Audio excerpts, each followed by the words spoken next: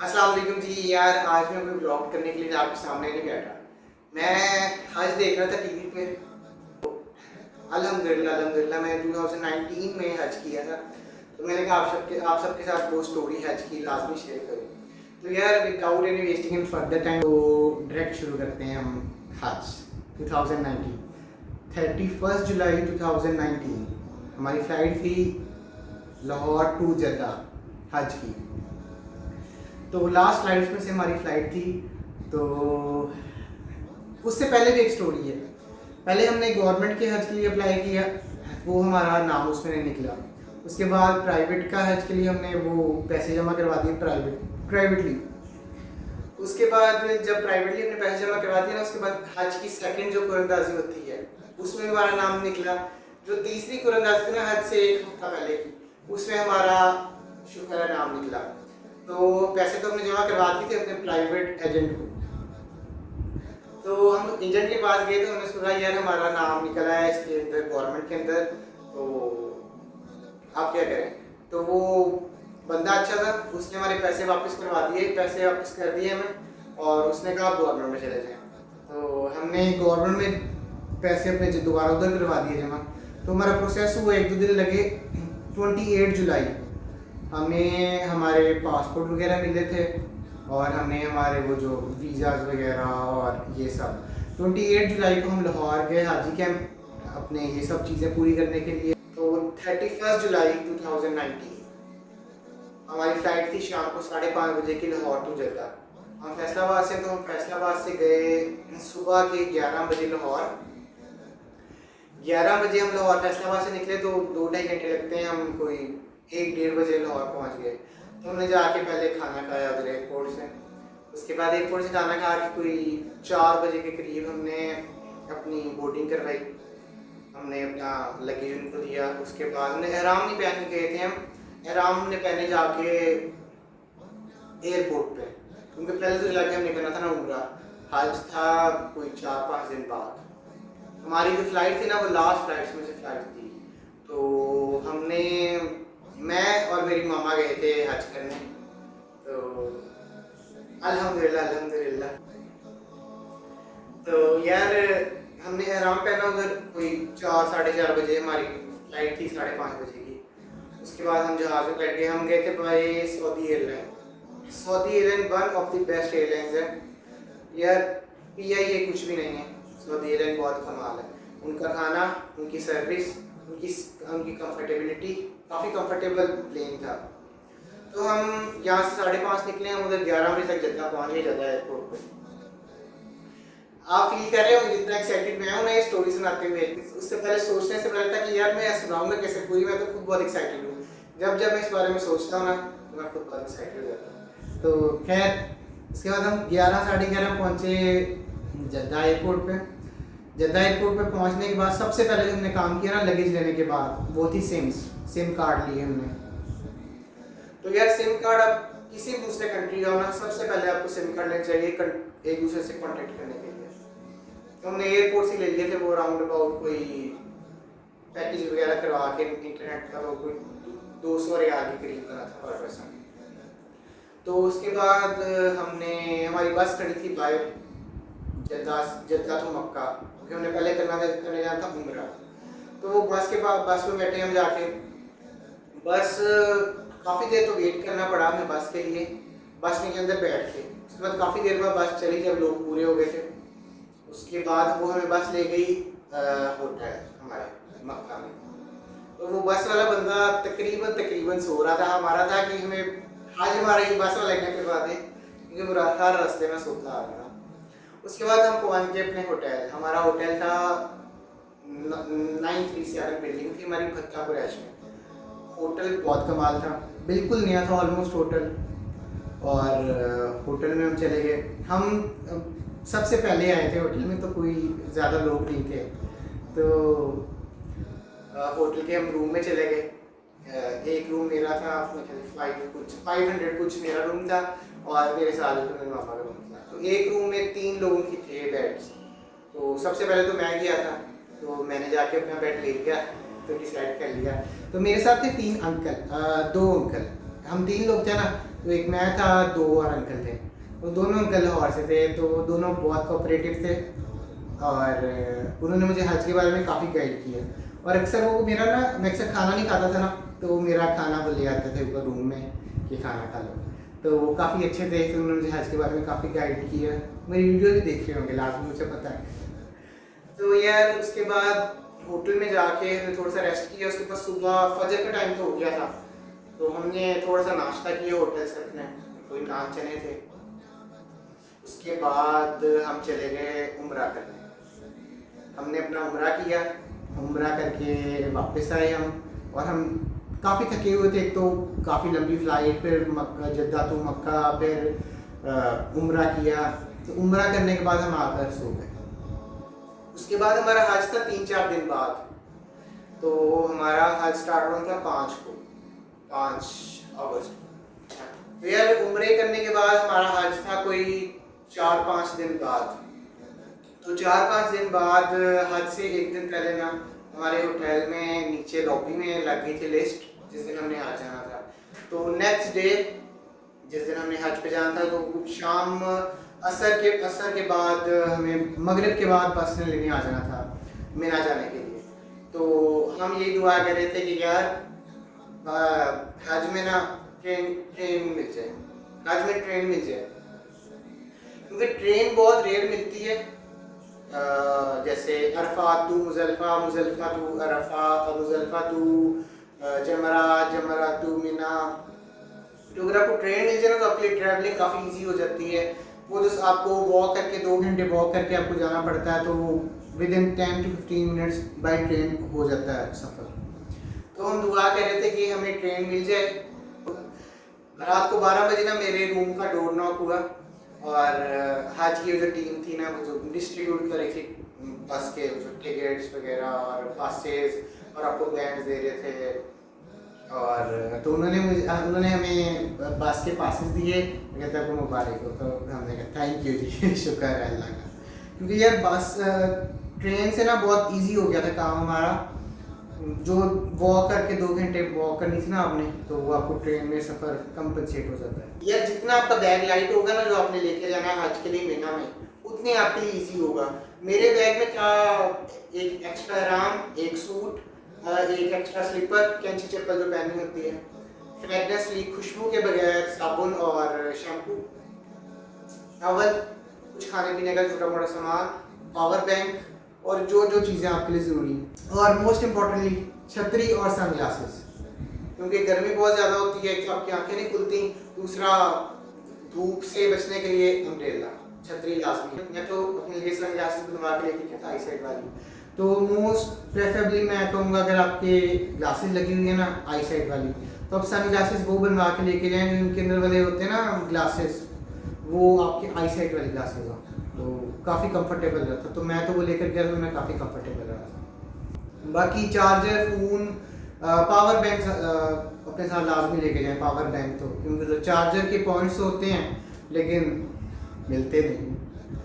तो यार अगले नेक्स्ट डे हम असर के बाद हमने सामान वगैरह पैक करके हम होटल की लॉबी के नीचे चले गए, क्योंकि हम बसेस ना हमारा वेट कर रहे थे बाहर। तो मगरिब के बाद हम चले गए बसेस में। तो यार उस वक्त मक्का इतना जैम पैक, इतना मक्का में ट्रैफिक होती है ना जब भी हज स्टार्ट होता है, तो पूरी रोड्स पे आपको ट्रैफिक जैम मिलेगी मक्का में, क्योंकि सब जो हाजी होते हैं वो मिना जा रहे होते हैं हज के लिए। तो जो 15 मिनट का सफ़र था ना, उसको 2 से 3 घंटे लग गए। तो बस में हमें 2 से 3 घंटे लगे। हम बस से रात के 1:30-2 बजे हम पहुँचे मिना। तो मिना में जो उधर हमारी पाकिस्तानी टीम खड़ी होती है, जो मेरे रिसीव करके खैमों तक पहुँचाते हैं मिना में, तो उन्होंने हमें हमारे खैमों तक पहुँचाया। और ये खैमों का हिसाब मिना में ये है, वाइट कलर के पैराशूट के होते हैं बड़े बड़े से खैमे मिना में, उनके अंदर कूलर लगे होते हैं, एयर कूलर। और हमारा जो खैमा था ना, उसमें कोई 70 to 80 लोग थे उस खैमे के अंदर। और खैमे में हमें मिला क्या था, हमें एक मिला था 2.5 फुट चौड़ा, 2.5 फुट चौड़ा और 6 फुट लंबा मैट्रेस। और मैट्रेस काफ़ी बारीक था, उसमें सिर्फ आप सीधे लेट सकते थे, करवट नहीं ले सकते थे। और खैर सोने तो मैंने जाना भी नहीं होता, इबादत करने जाना होता। तो जिधर तक इंसानी आप देख सकती है ना मीना में, उधर तक आपको सब वाइट वाइट खैमे नज़र आएंगे। हमारा मकतब था मकतब नंबर 90 और हमारा जो एरिया था वो पाकिस्तान का एरिया। तो फिर हमने पहले ईशा की नमाज़ पढ़ी जाके मीना में, उसके बाद हमने फजर की नमाज़ का टाइम हो गया था, उसके बाद हमने फजर की नमाज़ के बाद नाश्ता दिया नान चने। तो नान चने तो मैंने नहीं खाए, चाय के साथ बिस्किट जो मैं लेकर गया था अपने साथ बिस्किट, तो चाय के साथ बिस्किट खाए। उसके बाद सुबह हो गई थी, सूरज निकल आया था। तो नेक्स्ट डे जो सुबह थी ना, बहुत एक हर जगह वाइट, हमने एहराम वाइट पहने हुए हैं, हमारे खेमे वाइट थे, तो इतना बहुत बहुत प्लीजिंग सा माहौल बन गया था। तो बहुत मज़ा आ रहा यार। वहाँ पर खाना थोड़ा खाएं, हिसाब का खाएं, केयर करें अपनी, क्योंकि यार वहाँ पे बाथरूम एक तो बहुत थोड़े हैं और दूसरा मीना में अफाक में बाथरूम बहुत थोड़े हैं, और दूसरा बाथरूम के बाहर बहुत लंबी लंबी लाइन लगी होती है। इसलिए जितनी आप केयर कर सकते हैं ना उतनी आप केयर करें। तो हमारे खेमे के बिल्कुल सामने था अफ्रीकन सा खेमा, तो मैं उधर उनके खेमे में चला गया घूमता घूमता। तो जब मैंने वापस आना था ना तो मुझे रास्ता ना मिले, तो मैंने तो कहा मैं हो गया गुम। लेकिन मेरे पास था गूगल मैप, मैंने लोकेशन वगैरह सेव की हुई थी, तो मुझे उधर एक अफ्रीकन मिला। तो मुझे वो कहता कि आप घूम गए हो इशारों में, क्योंकि ना यार उनको हमारी ज़ुबान समझ आती थी, ना उनको मेरी, ना मेरी उनको ज़ुबान समझ आती थी, ना उनको मेरी। तो मुझे कहता, उसने मुझे इंग्लिश में कहा कि आप घूम गए, आर यू लॉस्ट? तो मैंने उसको कहा यस। तो कहता कोई, उसने मुझे अंदर गया अपने खेमे के अंदर से एक जूस लेके आया, एक जूस लेकर आया और एक बिस्किट लेके आया। उसने मुझे खोल के दिए, कहता खाएं आप। तो यार इतने अच्छे लोग थे ना वो अफ्रीकन्स। मजाक के अलावा हम कहते हैं कि लोग नहीं अच्छे, बहुत अच्छे लोग हैं। तो उसके बाद उसने मुझे मेरे खेमे तक छोड़ के, मैंने उसको कार्ड दिखाया अपना कि ये मेरा कार्ड है, तो वो मुझे मेरे खेमे तक छोड़ के गया। वो बहुत अच्छा बंदा था और सब अफ्रीकन्स अच्छे ही होंगे। बस में, मिना में और आगे भी इधर, तो हर जगह एक ही आवाज़ आ रही थी, लब्बैक अल्लाहुम्मा लब्बैक लब्बैक ला शरीका लक लब्बैक। तो यार इतना इतना खूबसूरत लगता ना हर जगह ये आपको सुनते। आप टीवी में भी सुने ना, अगर टीवी में भी हज देखें तो जो पीछे से ये लब्बैक अल्लाहुम्मा लब्बैक की आवाज़ आती है ना, ये बहुत प्राइसलेस है, बहुत सुकून मिलता है इस आवाज़ से। उसके बाद जो नेक्स्ट डे गर्मी शदीद ज़्यादा थी, गर्मी बहुत ज़्यादा थी, एयर कूलर थे, लेकिन जितने खेमे में लोग थे ना उस हिसाब से गर्मी बहुत ज़्यादा थी, क्योंकि हबस वगैरह ना बहुत हो जाता है, तो गर्मी बहुत ज़्यादा थी।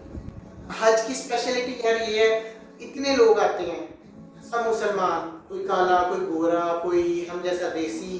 तो यार हज की खूबसूरती ये है कि इतनी रेसेस होने के बावजूद भी हम एक दूसरे के साथ पूरी दुनिया से उस जगह पे इकट्ठे होते हैं जस्ट फॉर दी हज करने के लिए। और यार इससे खूबसूरत क्या होगा, दुनिया भर के मुसलमान एक जगह एक ही फरीजे के लिए आते हैं। पूरी दुनिया से कोई 30 लाख तकरीबन लोग होते हैं जो हज करने के लिए जाते हैं। कोविड का तो नहीं पता, जब से कोविड आया 2 साल से, तब से तो हज ही नहीं हो रहा।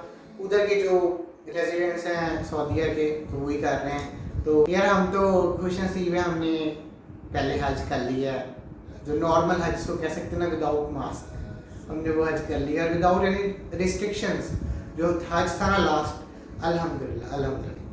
तो यार शाम को हम थोड़ा सा खेमे से बाहर निकल के, थोड़ा सा रोड्स होती हैं उधर, तो रोड्स वगैरह पे घूम लें। तो यार उधर जो खाना वो देते हैं ना, सर्व करते हैं मीना में, जो आपको खाना देते हैं, वो इतना कोई बहुत मज़ेदार नहीं होता, गुजारा होता है।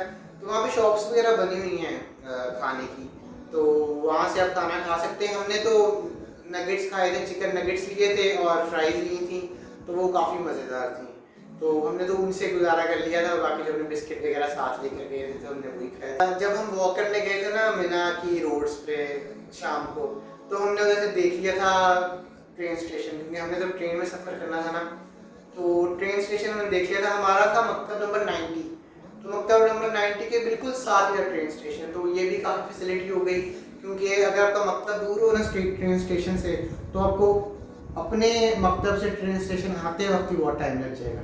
तो हमारा तो शुक्र है मकतब नंबर 90 था, तो मकतब नंबर 90 के बिल्कुल साथ ट्रेन स्टेशन था। तो वहाँ पर यार लोग ना इबादत कम और लड़ाइयाँ ज़्यादा करते हैं कि मुझे मेरा फ़ोन लगा लें तो चार्जिंग पे, उधर तो मसले चार्जिंग के हैं। इसलिए मैं आपको कहता हूँ कि बैटरी बैंक अपना ना लाजमी अपने साथ लेकर जाएं चार्ज करके। अगर अच्छा हो तो 2 ले जाएं, क्योंकि बैटरी बैंक चार्जर के पॉइंट्स तो होते हैं उधर, लेकिन लगाना उधर चार्जर ना नहायत ही एक मुश्किल काम है। क्योंकि ज़ोहर की नमाज, असर की नमाज़ पढ़ ली हमने, तो खेमों में गर्मी बहुत ज़्यादा होती है, तो हम खेमे से बाहर आकर, जो बाहर उनका होता है ना रोड की साइड पे ना, वो एक बेंचेस से बने होते हैं, तो हम बेंचेस पे आके बैठ गए क्योंकि बाहर तो अच्छी हवा चल रही थी। और वो जो एक स्प्रे आता है आपके फेस पे, स्प्रे जगह जगह स्प्रेज लगे होते हैं पानी के, ठंडे पानी के आपके मुंह पे स्प्रे आता है, तो वो ना काफ़ी मज़ा आता है इस चीज़ का। तो यार थोड़ी देर बाहर बैठा, थोड़ी देर अंदर अंदर बैठा, तो थोड़ी सी आँख लग गई। तो जो मेरे रूम में जो अंकल थे ना होटल में, दो अंकल थे, तो वो नहाने के लिए मीना से अपने होटल गए वापस। तो होटल का जो मैनेजर था ना आरिफ भाई, तो उनसे मेरी काफ़ी दोस्ती हो गई थी। तो उनको पता चला ना कि मैंने कुछ नहीं खाया मीना में जाके, खाना वगैरह कुछ नहीं खाया, तो उन्होंने मुझे उधर से चॉकलेट्स और लेज़ वगैरह काफ़ी चीज़ें ना मुझे उन्होंने पैक करके तो उनकी हाथ भिजवाई। तो जब अंकल आए ना तो मेरी वो चीज़ें लेकर आए कि ये उसने भेजी हैं, तो उनके लिए शुक्रिया जी। हमारे साथ एक भाई थे, वो उधर के रेजिडेंट ही थे, काम करते थे उधर मक्का में, असद भाई। तो वो मुझे एक दिन अपने खेमे में लेकर गए, कहते आओ चक्कर तो मैं लगवा के लाऊं। तो यार उनका खेमा और हमारे खेमे में ज़मीन आसमान का फ़र्क था। उनके प्रॉपर बेड्स लगे हुए हैं, प्रॉपर फ्रिजेस लगे हुए हैं, उसमें आप पानी, कोक, स्प्राइट, इस तरह की चीज़ें, और प्रॉपर टाइम पे बुफे लगते हैं आपके खेमे के अंदर। तो यार लग ही नहीं रहा था कि ये भी उसी मिला का हिस्सा है। तो उसके बाद जब मैं खेमे में वापस आया ना, तो हज के बारे में ब्रीफिंग दे रहे थे। जो मेरे खेमे में ना कुछ अंकल थे, वो हज के बारे में ब्रीफिंग दे रहे थे। मेरे पास भी यार जब मैं हज पे गया था ना, मेरे पास एक छोटी सी बुक थी, उस बुक के अंदर सारे हज के लिखे हुए थे। मैं तो तकरीबन रोज 1-2 दफ़ा वो बुक पढ़ लेता था ताकि मुझे वो चीज़ें याद हो जाएं। क्योंकि मैं हर छोटी छोटी चीज़ के लिए ना वो बुक खोल लेता था, ताकि ये आयत इधर पढ़नी है, ये दुआ इधर पढ़नी है। और बुक मैंने ली हुई थी हज से पहले, तो जब हज स्टार्ट हुआ ना, तब मुझे बुक वो ज़ुबानी आती थी, लेकिन फिर भी वो बुक मेरे बैग में होती थी। शाम को 6 बजे ट्रेन स्टार्ट हो गई थी, जिसने हमें मिना से अरफात लेके जाना है। तो उस वक्त रश नहीं था जब ट्रेन स्टार्ट हुई है ना, तो हमारे आगे थे अफ़गानिस्तान के लोग, उनका काफ़िला बना हुआ था, वो लोग जा रहे थे अरफात की तरफ, तो हम भी उनके पीछे पीछे चले गए। तो उस वक्त रश बिल्कुल नहीं था, उस वक्त ट्रेन में बिल्कुल रश नहीं था, और उस वक्त हमें फ़र्स्ट टाइम वो ट्रेन में बैठना था। तो हम ट्रेन में बैठ गए। ट्रेन यार नहायत फास्ट और नहायत कंफर्टेबल, नहायत साफ़, बहुत अच्छी ट्रेन थी। ट्रेन ने हमें 10 से 15 मिनट में उधर अरफात पहुँचा दिया। जो आप अगर वॉक करके जाए ना, तो घंटे से 1.5 घंटा भी लग सकता है, 2 घंटे भी लग सकते हैं। उस ट्रेन ने हमें कोई रात को उधर पहुँचा दिया अरफात के मैदान पे। अरफात के मैदान पे उधर से हम अपने खेमों में गए। उधर भी पाकिस्तानी अमला खड़ा होता है, आपको रिसीव करके उधर आपके खेमे तक पहुँचा देता है। तो उधर से हम अपने खेमे में गए। उधर के अरफात के खेमे का ये सीन था, खेमे थे वाइट कलर के, उसके अंदर आपको सिर्फ फर्श पे मिट्टी थी और उसके ऊपर आपके कारपेट बिछे हुए थे, और उधर 2-3 कूलर होंगे अंदर, एयर कूलर। उसके अंदर भी कुछ 70 to 80 लोग एट अ टाइम इन उस खेमे में। तो फजर का टाइम तकरीबन हो गया था, तो फजर की नमाज पढ़ी। उसके बाद गर्मी यार इस कदर ज़्यादा थी ना अरफात में, मिना में तो थी गर्मी, लेकिन जो गर्मी थी ना अरफात में, वो मैं आपको बता नहीं सकता। इस कदर गर्मी थी ना कि ना सोया जा रहा था ना उठा जा रहा था। तो ऐसे इबादत करते करते टाइम गुजर गया। उसके बाद सुबह में नाश्ता थोड़ा सा उधर किया, चाय के साथ बिस्किट ही खाए थे, क्योंकि नाश्ता उधर ख़ास नहीं था उधर भी। उसके बाद नाश्ता किया, उसके बाद हम अपने खेमे में वापस आ गए। और उधर भी काफ़ी रश था अरफात के मैदान पे। लेडीज़ एक तरफ होते हैं, जेंट्स एक तरफ होते हैं, फैमिली डिवाइडेड होते हैं ना यार। उसके बाद अरफात में आके ना आपने लेना होता है हज का खुतबा मस्जिद निमरा में। तो मस्जिद निमरा में तो इतना इस कदर रश था मस्जिद निमरा के बिल्कुल बाहर तक, बाहर से भी बल्कि रोड्स तक सब लोग बैठे हुए थे, क्योंकि मस्जिद छोटी है, लोग बहुत ज़्यादा होते हैं। जैसे मैंने बोला था 30 लाख तक लोग होते हैं, हज करने आए होते हैं। तो मस्जिद निमरा बिल्कुल फिल थी, उसके बाहर जगह भी फिल थी। हम तो अपने खेमे में थे, तो हमने उधर से हज का खुतबा सुना। हज का खुतबा सुनने के बाद जोहर की नमाज पढ़ी। इस कदर उधर गर्मी थी ना कि मैं आपको अगर लफ्जों में बताऊं ना नहीं बता सकता। और यार हज अगर आपने करना है ना तो हज है जवानी का।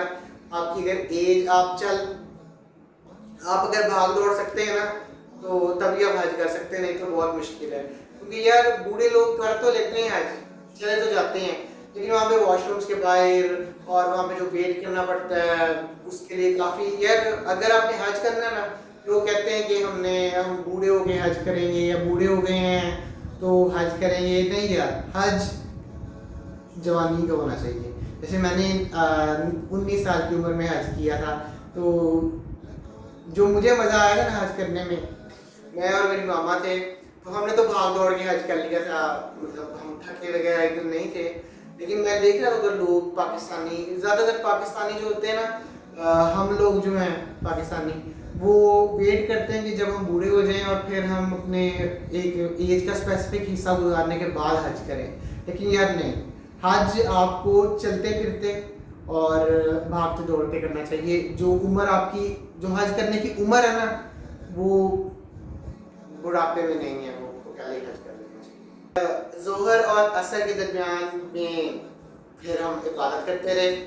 इबादत, दुआएं मांगी काफ़ी, अपने लिए, अपने सारे रिश्तेदारों के लिए, दोस्तों के लिए, और जिन जिन लोगों ने मुझे दुआ का कहा था ना कि पाकिस्तान से कि आपने मेरी दुआ करनी है, जिन जिन लोगों ने मुझे मैसेजेस किए थे, जिन जिन लोगों ने मुझे मैसेज नहीं भी किए थे, उन सब के लिए मैंने बहुत दुआ की। और स्पेशली पाकिस्तान के लिए बहुत ज़्यादा दुआएं की हमने। असर के वक्त, असर से थोड़ी देर पहले बारिश, इतनी तेज़ बारिश नहीं, बारिश का तूफान कह सकते हैं, इतनी तेज़ बारिश और इतनी तेज़ हवा। हमारे जो अरफात के खेमे थे ना, खेमे वगैरह उड़ गए, जो बचे थे वो जो पिलर्स वगैरह होते हैं, वो इतनी शदीद किस्म की हवा थी ना, तो वो हम सब जो लोग खेमे के अंदर थे, हम सब लोगों ने वो एक पकड़ लिया जो पिलर होता है उसका, क्योंकि अगर वो ना पकड़ते वो हमारे ऊपर यार गिर रहे थे। तो इस कदर ठंडा मौसम और इस कदर मज़ेदार मौसम हो गया था ना इतनी गर्मी के बाद, तो यार मज़ा ही आ गया। तो यार अरफात से मगरिब से पहले मगरिब पढ़े बगैर, मगरिब और इशा हमने पढ़नी जाके मुज़ल्फ़ा, तो अरफात से हम निकल गए मुज़ल्फ़ा की तरफ। यार अरफात से जब हम मुज़ल्फ़ा निकले ना, हमने जाना तो था बाई ट्रेन, लेकिन जो रास्ते में जो था ना, लोगों की ट्रैफिक, जो वेट करना पड़ा था ट्रेन के लिए, क्योंकि ट्रेन तो एक ही थी, लोग बहुत ज़्यादा थे। उसके बाद 15 मिनट लगे होंगे मैक्सिमम, 15 मिनट में हम अरफात से मुज़ल्फ़ा पहुँच गए। तो ये मुज़ल्फ़ा एक है पहाड़ी इलाका, पहाड़ बने हुए उधर, सीधे नहीं है, स्लोप है, ऐसे इस एंगल में है, तो उधर हमने रात गुजारनी होती है। तो जब हम होटल में गए थे हज करने, होटल में गए थे, उन्होंने दिए थे बेड, उसके बाद उन्होंने मिना में दिए थे मैट्रेस, उन्होंने अरफात में दिए थे कारपेट, और मुज़ल्फ़ा में हमारे पास कुछ भी नहीं था, हमारे पास अपनी चटाई थी। और लग रहा था कि बिल्कुल नींद नहीं आएगी उस पर, लेकिन यार मुझे जो मुज़ल्फ़ा नींद आई ना, मुझे आज तक अपने घर के बेड पे भी वैसी नींद नहीं है। इतनी मज़ेदार मुझे नींद आई ना मुज़ल्फ़ा। तो मुज़ल्फ़ा पहुंचकर हमने उधर से कंकरियाँ ली। कंकरियाँ पहले दिन शैतान को मारनी होती हैं 7, बड़े शैतान को पहले दिन कंकरियाँ मारनी होती हैं 7, और दूसरे तीसरे दिन मारनी होती हैं, तीनों शैतानों को 7 कंकरियाँ, तो 70 कंकरियाँ बनती हैं ऑलमोस्ट। तो मैंने 4-5 ऊपर ही रख ली थी, क्योंकि एक आधी इधर उधर भी हो जाती है। तो कंकरियाँ जमा करके तो हमने अपनी नमाज़ पढ़ी ईशा की, मगरिब की और ईशा की, मुज़ल्फ़ा के पहाड़ों पे। उसके बाद सो गए। हम मुजल्फा के पहाड़ों पे सो गए। यार हम अकेले तो नहीं थे, काफ़ी लाखों लोग थे हमारे साथ। तो हज एक मुशक्क़त का नाम है, जैसे मैंने आपको बताया। यार उसके बाद सुबह फजर की नमाज़ पढ़ी। फजर की नमाज के बाद हम जमरात कंकरियाँ मारने के लिए रवाना हो गए। तो ट्रेन में काफ़ी रश था, फिर 2 घंटे उधर वेट करने में लग गए। फिर वेट जितना प्लस वेट होगा ना उतना आपके लिए मुश्किल होगा। तो हमारे पास जो हमारे पास चटाई थी मुजल्फा में हमने यूज़ की, वो चटाई भी हम उधर ही छोड़ आए थे और खाने पीने का सामान भी हमारे पास जो था हम उधर छोड़ आए थे। क्योंकि यार जितना सामान कम होगा ना उतना आपके लिए कैरी करना ईजी होगा, क्योंकि आपने वही सामान लेके तो आपने जमरात जाना है। आप मीना रखने जा सकते हैं लेकिन फिर आपको चक्कर ही पड़ेगा। इसलिए अच्छा है कि आप सामान जितना कम हो ना उतना आपके लिए मूविंग इजी रहती है। शैतान को कंकरियां हमने मारी ना साथ एक एक करके बड़े शैतान को। कुछ लोग तो उधर जो जज्बाती एग्रेसिव किस्म के होते हैं हमारे पाकिस्तानी स्पेशली, तो वो तो शैतान के शैतान को जाके गालियां भी देते हैं, और मैंने अपनी आंखों से देखा है जूतियां भी उठा उठा मारते हैं। हमारे स्पेशली जो पाकिस्तानी है ना वो ये काम लाजमी। जमरात से कंकरियाँ मारने के बाद हमने हमारी थी कुर्बानी। कुर्बानी के पैसे हमने पाकिस्तान से जमा करवा दिए थे हज के साथ ही। तो हमारी कुर्बानी का उन्होंने हमें टाइम दे दिया था कि आपकी 5 बजे कुर्बानी होगी शाम को। तो हम जमरात से फिर चले गए हरम। हरम से हमने जाके उधर उधर हरम पर खाना काबा पढ़ी। उसके बाद नमाज पढ़ने के बाद हमने मिना वापस जाना था कपड़े लेने के लिए जो हमने तवाफ़े काबा के लिए पहनने थे। तो उस सफ़र को बचाने के लिए ना कि उधर कहाँ जाए, तो हमने उधर से मक्का टावर से कपड़े उधर से ख़रीद लिए, नए बाई कर लिए थे। क्योंकि एक तो सफ़र बहुत हमें मिना करना पड़ना था, दूसरा एक तो टैक्सी के उतने पैसे टैक्सी के लग जाने थे जितने के नए कपड़े आ जाने थे। फिर हमने नए कपड़े उधर से ले लिए थे। तो नए कपड़े लेके तो हमने उधर से ही मक्का टावर से गुसल करके तो कपड़े पहन लिए थे अपने। वो 5 बजे टाइम था कुर्बानी का मेरा। तो 5 बजे जब मेरा कुर्बानी का टाइम था तो मैंने जाके हलक करवाया। बाल बिल्कुल गंजा हो गया था, मैं बिल्कुल सारे बाल कटवा लिए। तो उसके बाद आकर गुसल किया और नए कपड़े पहन के तवाफ़े काबा। उसके बाद तवाफ़े काबा करने के बाद हमारा हज काफ़ी हद तक हो गया था। तो उसके बाद हमने तवाफ़े काबा करने के बाद हमने पेट भर के खाना खाया। खाना खाने के बाद हमने वापस चले गए मिना की तरफ। जब हम वापस मिना की तरफ गए ना तो मैंने उधर से मेरी चप्पल जो थी कैंची चप्पल, वो मेरी चप्पल टूट गई।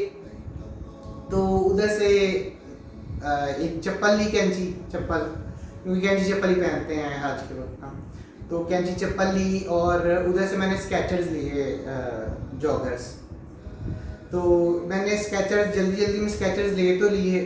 जब मैं मिना के रास्ते में जा रहा था ना, आधा रास्ते मैंने वो स्केचर्स ही पहने हुए थे, तो मेरे वो स्केचर्स लगने शुरू हो गए। तो आधे रास्ते से मैंने वो स्केचर्स उतार के तो चप्पल पहन ली, स्केचर्स रख लिए अपने पास।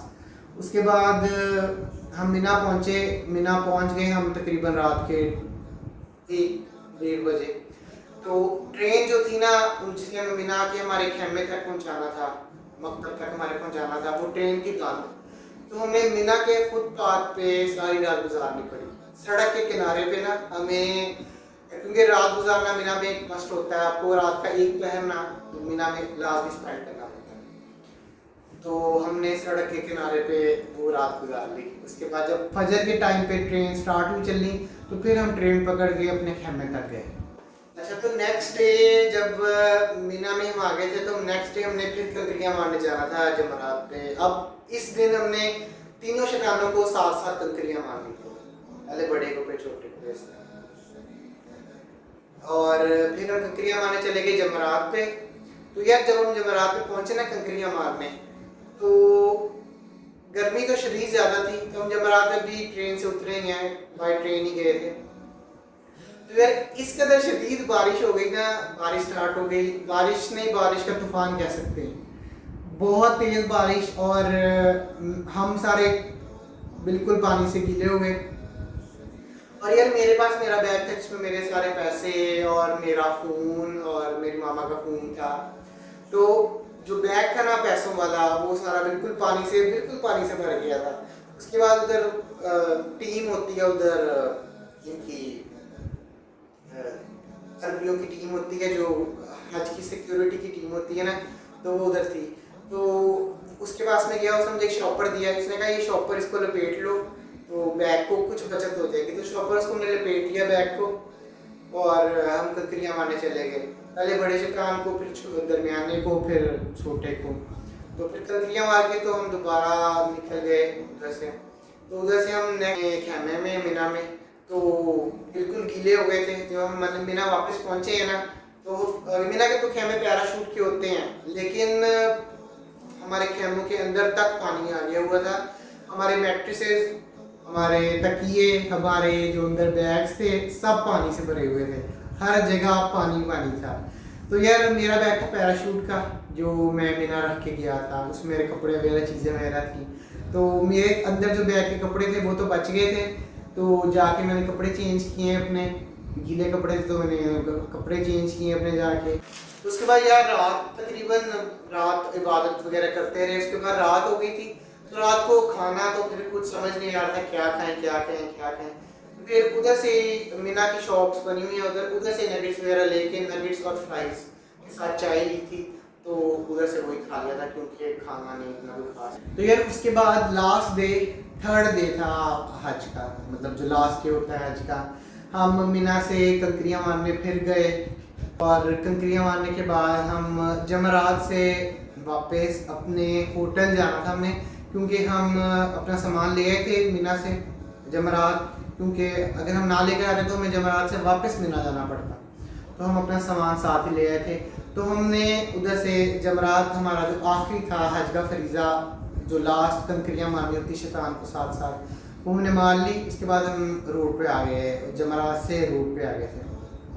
तो यार वहाँ पर रोड पे आके ना हमने टैक्सी, तो एक तो टैक्सी उधर मिल नहीं कोई रही थी, दूसरी जो हमें टैक्सी मिली ना उसने हमसे लिया था 300 रियाल। हाँ 300 रियाल उसने लिया था, जो 50 रियाल बनते थे ना हज की वजह से, वो उसने हमसे लिए थे 300 रियाल। तो उसको हमें 300 रियाल दिए, उसने हमें हज से उधर से जमरात से लेके होटल पे उतार दिया, हमारे होटल पे। तो होटल में जाके सबसे पहले जो मैंने काम किया ना यार, वो था मेरा जो बैग था गीला हुआ, मैंने आपको बताया बारिश में। तो यार उसके अंदर जितने पैसे थे ना सब गीले हो गए थे, तो वो मैंने निकाल के एक एक करके एसी के आगे रखे। तो यार होटल पहुंच के जो हमें सेटिस्फेक्शन थी ना कि हमारा हज मुकम्मल हो गया है, हमारा हज जिसके लिए हम इतनी दूर से आए हैं, अल्हम्दुलिल्लाह अल्हम्दुलिल्लाह वो मुकम्मल हो गया, कंप्लीट हो गया। तो यार इस पूरी जर्नी में, हज की जो जर्नी थी, मुझे इतना मज़ा आया ना, मैं इतने अच्छे लोगों से मिला, इतने अच्छे दोस्त बने, इतना मज़ा आया, और इतना इम्पोर्टेंट काम और इस उम्र में कर लिया। क्या बात है यार, अल्लाह का शुक्र, करोड़ों शुक्र अदा करें ना फिर भी कम है। तो अल्लाह हम सबको ऐसे ही हज करवाए, उम्रे करवाए, और हमारी जो जायज़ ख्वाहिशात हैं वो हमें अता करे।